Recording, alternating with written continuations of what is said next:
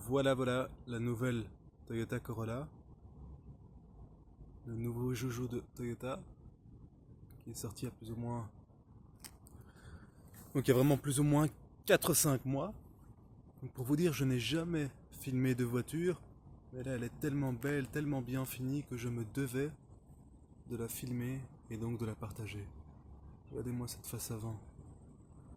Soyons honnêtes, est-ce que ça équivaut à une Golf, une Kia, une... Celle-ci maintenant elle peut directement concurrencer des Mercedes classe A. Regardez-moi cette finition quoi. Je vais m'abaisser un peu de manière à ce que vous puissiez bien vous rendre compte un peu de l'agressivité du véhicule. Un look très sportif.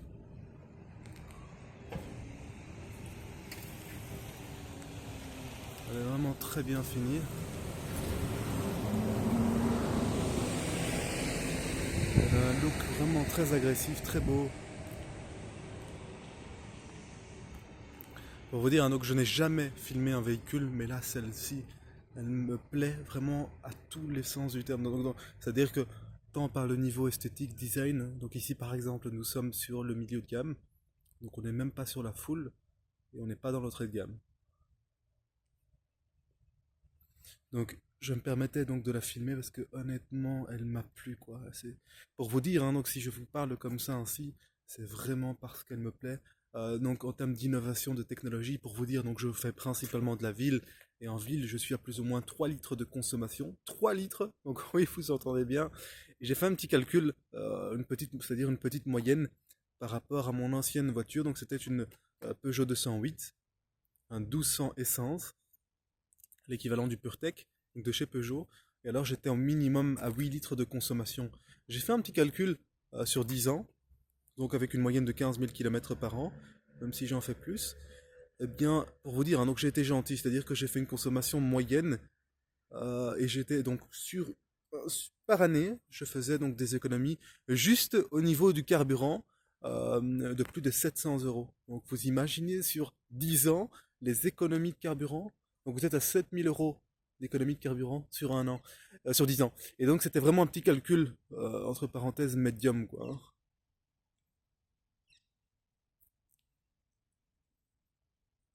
Regardez-moi ce design quoi. Moi ce que j'adore dans ce véhicule, c'est que là on sent que voilà, Toyota a vraiment travaillé sur le design de son produit, sur la qualité du véhicule. Et là on sent que c'est pas un travail bâclé quoi, qui a été fait vite fait à la va-vite, hein.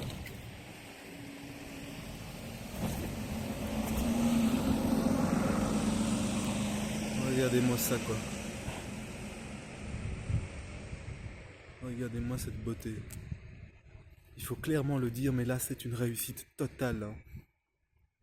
Alors aujourd'hui, ce qu'on recherche dans une voiture, c'est donc une consommation, donc des économies en termes de frais. On recherche un beau look sportif. On recherche une voiture qui est solide, qui devrait normalement avoir d'office 5 étoiles sur 5 au crash test. Donc c'est le cas de celle-ci. Euh, une voiture qui est fiable sur du long terme. Bon, ici c'est Toyota, donc on sait que c'est les numéros 1 en termes de fiabilité.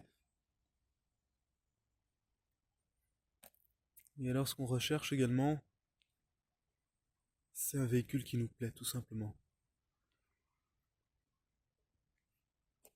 Donc au niveau de la carrosserie, je vais commencer à me rapprocher. Donc ici c'est une Biton, hein. On voit la différence ici. Donc la métallisée bien évidemment. Donc ici on a des jantes bicolores également. Et au final avec le toit noir, ça lui donne un excellent contraste avec également les vitres teintées. Regardez juste la précision. Donc ça ici, donc je suis sur les phares arrière. Et alors juste ici, vous avez l'air qui passe donc de devant sur le capot. Donc vous avez en fait deux nervures au niveau du capot qui permettent de faire évacuer le vent sur les côtés. Et alors le vent passe juste ici. Regardez l'arrière du rétroviseur. Je ne sais pas si vous voyez, il y a également des nervures au niveau de l'arrière du rétroviseur. Je ne sais pas si vous arrivez à voir. Non. Je vais faire autrement.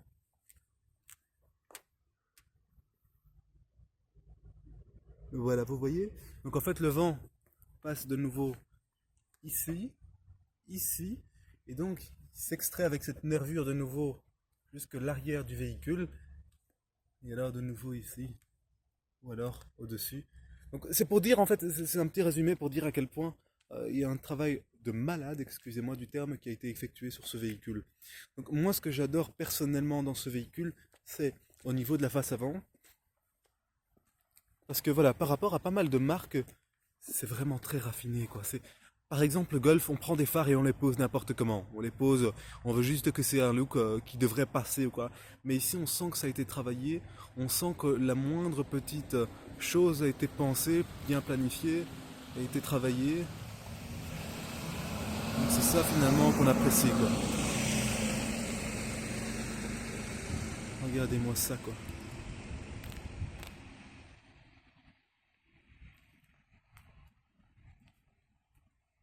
Regardez-moi ce capot, quoi. C'est impressionnant, impressionnant.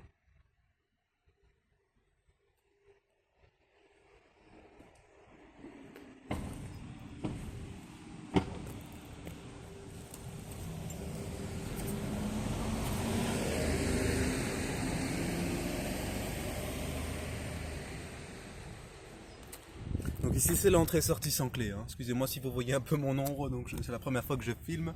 Donc c'est l'entrée-sortie sans clé déjà avec un système digital. Et alors à l'intérieur il suffit de glisser sa main. Donc rétroviseur rabattable électriquement. Donc au niveau de l'intérieur, excusez-moi un peu pour la saleté. C'est mon véhicule avec lequel je roule actuellement. Je vais relever un peu l'écran, voilà. Donc l'avantage aussi avec la nouvelle Corolla, c'est que... Attendez. Donc je disais, l'avantage avec la nouvelle Corolla, c'est que déjà, d'entrée de gamme, vous bénéficiez de sièges finition sport. Vous voyez, donc ici au niveau des côtés, on sent qu'on est bien soutenu. C'est hyper, hyper, hyper confortable devant. Donc c'est vraiment, c'est des sièges qui, excusez-moi, mais qui sont juste parfaits. Donc ils sont très enveloppants.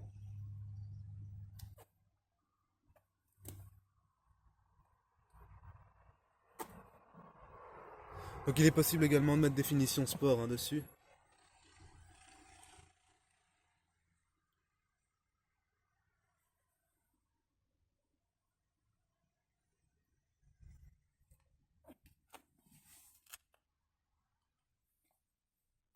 Donc la coudoir qui est en cuir, avec des espaces de rangement au niveau de l'intérieur, avec une prise également.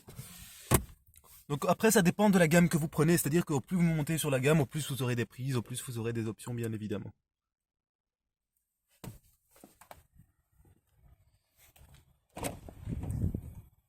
Les places arrière sont super bien rembourrées. Et alors comme vous pourrez le constater, le dossier des sièges n'est pas complètement droit. Les dossiers sont légèrement inclinés, ce qui vous permet d'avoir des passagers, donc on peut se permettre de faire de longues distances tout en étant confortablement installé, quoi. Donc ici avec la coudoir qui est en cuir, avec des espaces de rangement, boisson, vitre électrique. Et alors ici, avec un accoudoir qui normalement a un petit tiroir, voilà, avec le petit compartiment pour les boissons. Donc c'est pour dire à quel point voilà, Toyota travaille fort sur ses produits à présent, hein.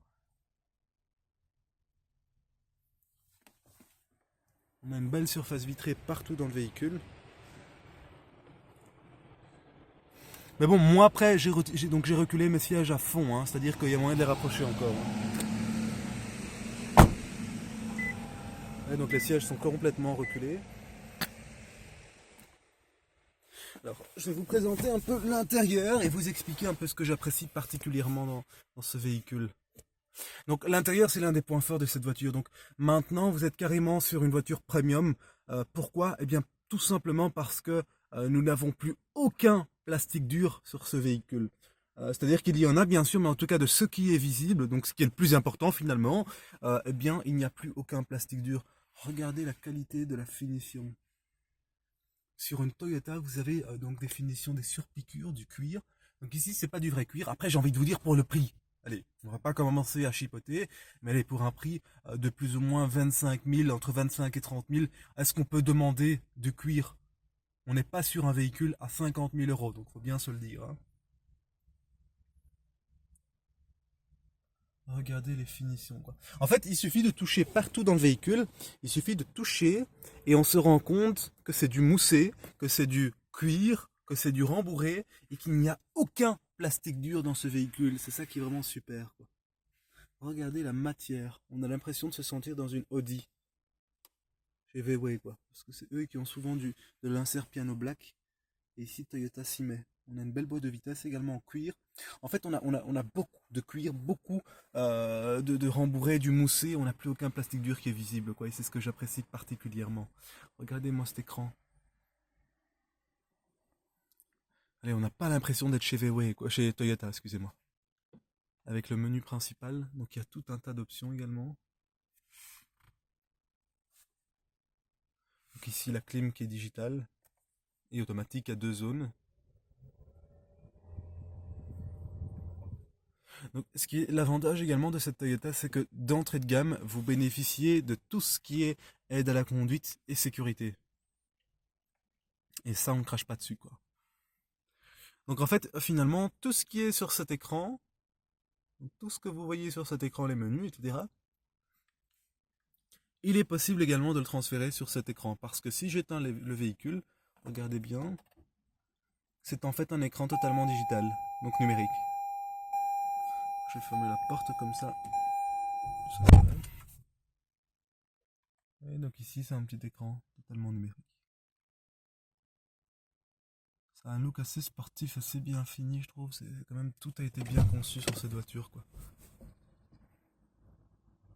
Avec un volant cuir qui est super confortable au toucher. Et non pas parce que c'est du cuir, même parce que je trouve il est assez bien fini. Il est gros et en même temps petit. Je sais pas comment on pourrait dire ça. Donc l'allumage automatique des feux, donc des phares normaux. Et alors l'allumage automatique des grands phares. D'accord. Donc le véhicule se gare seul. Et par rapport à certaines marques dont je ne vais pas citer le nom, eh bien il rentre directement du premier coup, même dans de toutes petites places. Donc ça c'est quand même un avantage de taille.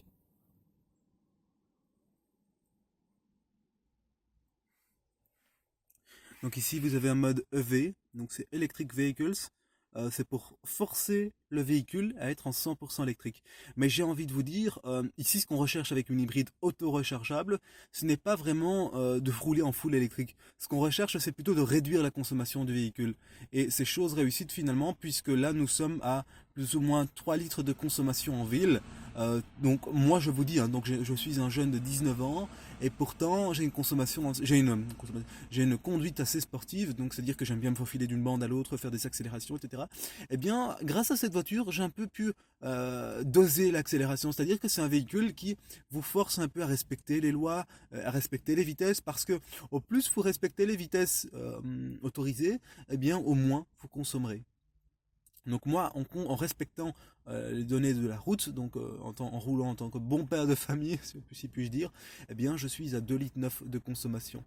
Et alors, si je roule en faisant un peu moins attention, eh bien, c'est-à-dire si par exemple j'ai une conduite très sportive, hyper sportive, je ne dépasserai jamais les 5 litres de consommation. Et ça, je dois bien vous le dire, c'est quand même un avantage de taille. Donc ici, vous avez les différentes vitesses. Étant donné que c'est une boîte robotisée CVT, c'est-à-dire que c'est une boîte avec une seule vitesse, c'est une boîte d'ailleurs qui pour la ville est considérée comme incassable, increvable, eh bien vous avez même un système B, parce qu'en fait vous ne sentez pas les changements de vitesse, vous ne sentez pas les à-coups. Et donc si vous êtes en haut d'une montagne et vous prenez une descente, eh bien c'est vrai que c'est compliqué de prendre la descente. Eh bien ici l'avantage, hein, c'est que le véhicule va rétrograder lui-même. Donc c'est une rétrogradation, si puis-je dire, des vitesses virtuellement. Ici donc l'assistant au démarrage en côte, donc le hold. Je trouve que quand même sur des voitures telles que Toyota, c'est quand même super qu'on puisse bénéficier de ce système. Avec le frein à main qu'on n'utilise presque plus. Et alors ici vous avez les différents modes de conduite. Donc c'est digital, hein. Donc vous le contrôlez ici et il s'affiche ici, sur l'écran digital. Non, non, honnêtement, c'est super, quoi. Moi, je suis bluffé parce que j'étais un pro VW et quand j'ai découvert Toyota, moi, pour vous dire, donc, ce que j'appréciais chez VW, c'est quand vous roulez une voiture, vous savez, le petit bruit qui veut dire que tout se passe bien. Donc, tu vois, un petit bruit comme ça. Eh bien, je pensais que c'était la seule marque chez qui j'allais retrouver ça parce que juste après VW, donc Seat, Skoda, VW, Audi, j'avais travaillé chez Renault et Dacia. J'ai tenu 2 semaines chez eux parce que honnêtement, je trouvais que c'était honteux de sortir des voitures comme ça. Il y avait trop de problèmes. Et alors, pour convaincre un client pour acheter une Renault ou Dacia, c'est vrai que c'est compliqué parce que c'est des marques qui sont pas très engagées et qui ne sont pas, je sais pas comment dire. Donc ensuite j'ai été chez Toyota parce que je regardais l'évolution, je regardais la marque qui a les utilisateurs les plus fiables. Et puis je suis tombé sur Toyota. Donc j'ai été me présenter, ça s'est super bien passé. Au début j'étais un peu craintif parce que je me dis beaucoup d'électronique, beaucoup de technologie. Et en fait quand j'ai commencé à m'intéresser réellement à la marque, je me suis rendu compte que ce que disent les gens et la réalité est un fossé, quoi. C'est incroyable ce que les gens peuvent raconter. Et alors il suffit d'aller sur les forums de ce que les clients pensent de chaque marque. Et vous verrez qu'il y a des marques qui donnent des 7 ans de garantie, d'autres qui donnent 2 ans. Et à chaque fois, c'est la même chose, c'est les clients qui ne sont pas satisfaits du tout, malgré qu'il y ait autant de garantie ou peu de garantie. Eh bien, Toyota, elle a su allier un peu le tout. Elle a su allier le tout, c'est-à-dire qu'elle a pu en fait ramener, entre parenthèses, le bon compromis. Elle a pu faire le bon compromis entre... Oui, donc ici vous avez un chargeur à induction. Donc il suffit de déposer votre smartphone et il se met à charger automatiquement, sans câble. Donc ça vous évite de vous retrouver dans votre véhicule avec tout un tas de câbles. Ce que j'adore, c'est ces finitions, quoi. Regardez ces finitions de chrome également. Allez, quoi. Et ici, regardez. Ici, c'est totalement digital également, hein. Regardez-moi ces finitions, quoi. L'avantage également, c'est que pour les personnes qui ont du mal avec les écrans tactiles, eh bien ici, Toyota s'est dit, au lieu de donner un écran totalement tactile, je préfère mettre des touches sur les côtés pour les personnes qui ont du mal à utiliser le tactile.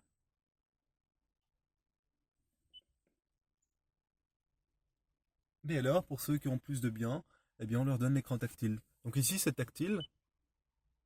Donc je peux modifier tout un tas de choses. Aller sur le home ou alors sur le menu. Donc, ou alors, je peux tout simplement toucher les touches sur les côtés, qui sont beaucoup plus simples. Donc ici, j'ai la clim digitale, donc toujours digital avec finition ACR Piano Black. Ici, j'ai le petit bouton de démarrage. Toutes les aides à la conduite, tout ce qui est réglage du volume et de l'écran qui est ici. Parce qu'en effet, je peux tout modifier, hein. Donc là, je peux aller sur paramètres. Par exemple, si je n'aime pas ce compteur ici, eh bien, je peux le changer. Donc je vais sur paramètres compteur, je vais sur combiner d'instruments et je le change. Je passe en mode analogique. Donc c'est pour dire à quel point on peut vraiment tout modifier sur cette voiture et c'est ce que j'adore moi en tant que jeune, c'est qu'on peut vraiment s'amuser quoi avec, on ne s'ennuie pas. Et alors chaque jour est un challenge en termes de conduite. On peut mettre tout ce qui est consommation, on peut mettre le GPS, on peut mettre la musique. C'est ça qui est vraiment super. Donc il y a tout un tas de possibilités sur ce véhicule. Donc là, on a les tours minutes. Et je trouve que c'est tellement bien fait ce tour minute parce qu'en fait, c'est simple. Tant que vous ne voyez pas la flèche augmenter, tant que la flèche reste au zéro, eh bien, ça veut tout simplement dire que vous ne consommez rien et que vous êtes en 100% électrique. Et alors, maintenant, avec ces nouvelles générations d'hybrides, en fait, cette Toyota Corolla a été basée sur la même plateforme. Attendez, je vais juste vous montrer un peu ici également. Regardez les finitions de nouveau.